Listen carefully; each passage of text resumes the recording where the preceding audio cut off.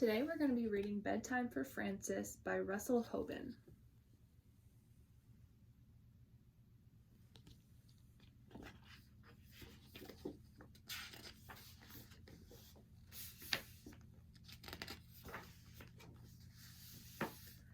The big hand of the clock is at 12. The little hand is at 7. It is 7 o'clock. It is bedtime for Frances. Mother said, "It's time for bed." Father said, "It's time for bed." Frances said, "I want a glass of milk." "All right," said Father. "All right," said Mother. "You may have a glass of milk." Frances drank the milk.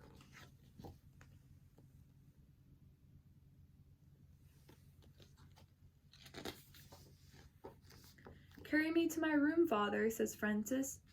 "All right," says Father. "Piggyback," says Frances.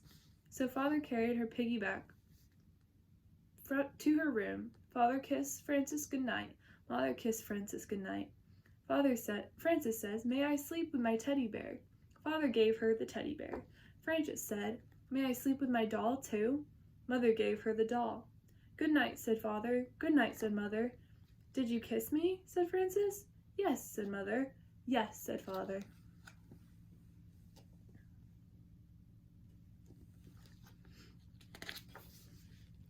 "Kiss me again," said Frances. Father kissed her again. Mother kissed her again. They closed the door. "May I have my door open?" said Frances. Father opened the door. "Good night," said Mother. "Good night," said Father. "Good night," said Frances. Frances could not sleep. She closed her eyes, but she could still not sleep. So she began to sing a little song about the alphabet. She made it up as she went along.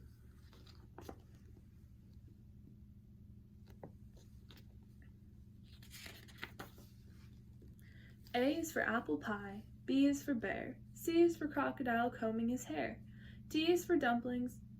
Frances kept singing through E, F, G, H, I, J, K, L, M, N, O, P, Q, R, and R, and she had no trouble until she got near the end of the alphabet. S is for sailboat, T is for tiger, U is for underwear down in the dryer. Frances stopped because dryer did not sound like tiger. She started to think about tigers. She thought about big tigers and little tigers, baby tigers and mother and father tigers, sister tigers and brother tigers, aunt tigers and uncle tigers. "I wonder if there are any tigers around here," she said. Frances looked around her room. She thought maybe she could see a tiger in the corner. She was not afraid, but she wanted to be sure.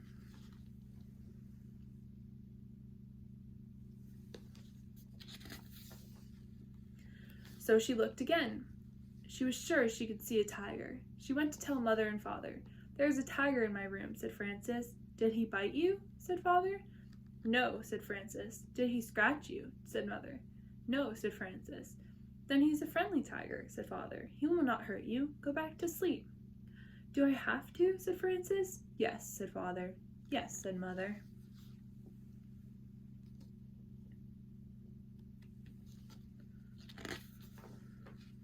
Father kissed her. Mother kissed her. Frances went back to bed and finished her song on the way. She closed her eyes again, and she could still not fall asleep. Frances opened her eyes and looked around. She saw something big and dark. Giants are big and dark, she thought. Maybe this is a giant.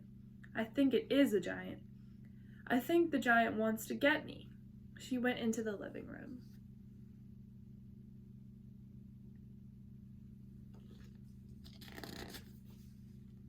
Mother and Father were watching television and having tea and cake. Frances said, "There is a giant in my room. May I watch television?" "No," said Mother. "No," said Father.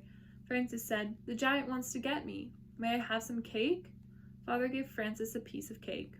Father said, "How do you know he wants to get you?" Frances said, "Isn't that what giants do?" Father said, "Not always. Why don't you ask him what he wants?" Frances went back to her room. She went right over to the giant, and she said, "What do you want, giant?"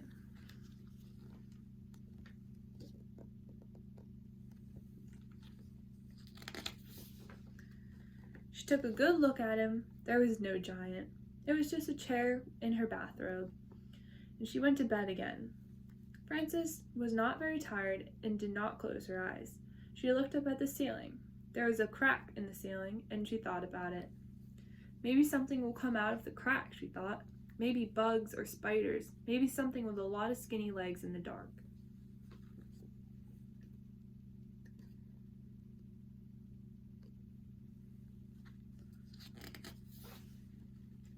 She went to get Father. He was brushing his teeth.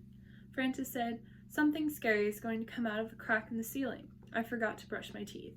Father said, "Brush your teeth, and I will have a look."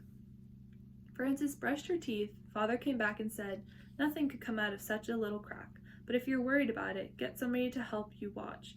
You can take turns."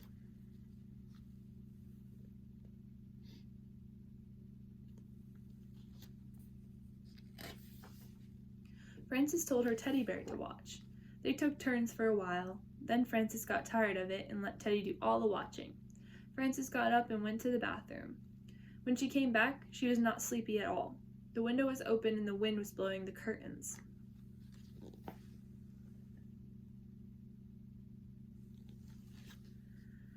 "I do not like the way those curtains are moving," said Frances. "Maybe there is something waiting, very soft and quiet. Maybe it moves the curtains just to see if I'm watching." She went into Mother and Father's room to tell them.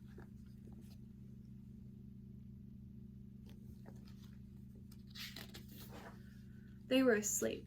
Frances stood by Father's side of the bed very quietly, right near his head. She was so quiet that she was the quietest thing in the room. She was so quiet that Father woke up all of a sudden with his eyes wide open and said, "Ugh!"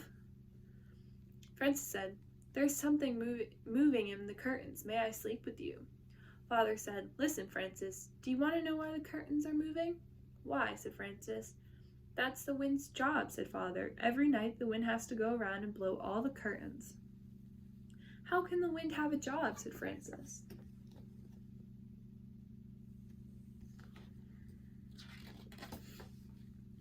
"Everybody has a job," said Father. "I have to go to my office every morning at 9 o'clock. That is my job. You have to go to sleep so you can be wide awake for school tomorrow. That is your job." Frances said, "I know, but—" Father said, "I have not finished. If the wind does not blow the curtains, he will be out of a job.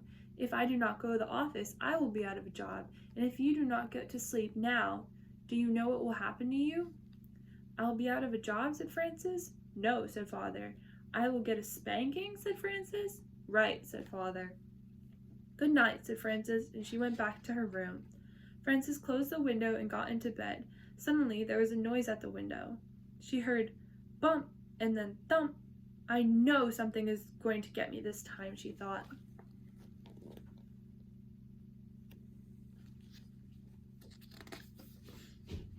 She jumped out of bed and went to tell her mother and father. When she got to their door, she thought about it some more and decided not to tell them. She went back to her room. Frances heard the noise at the window again. She pulled the covers over her head. "I wonder what that is," she thought.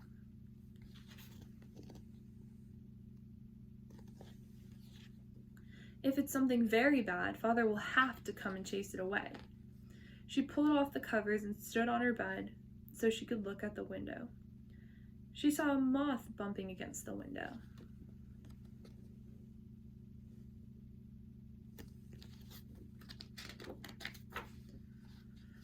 Bump and thump. His wings smacked the glass. Whack and smack. And whack and smack made Frances think of spanking. All of a sudden, she was very tired. She lay down and closed her eyes so she could think better. She thought, "There were so many giants and tigers and scary and exciting things before that I'm pretty tired now. And that is just a moth, and he is only doing his job, the same as the wind. His job is bumping and thumping, and my job is to sleep." So she went to sleep and did not get out of bed again until Mother called her for breakfast.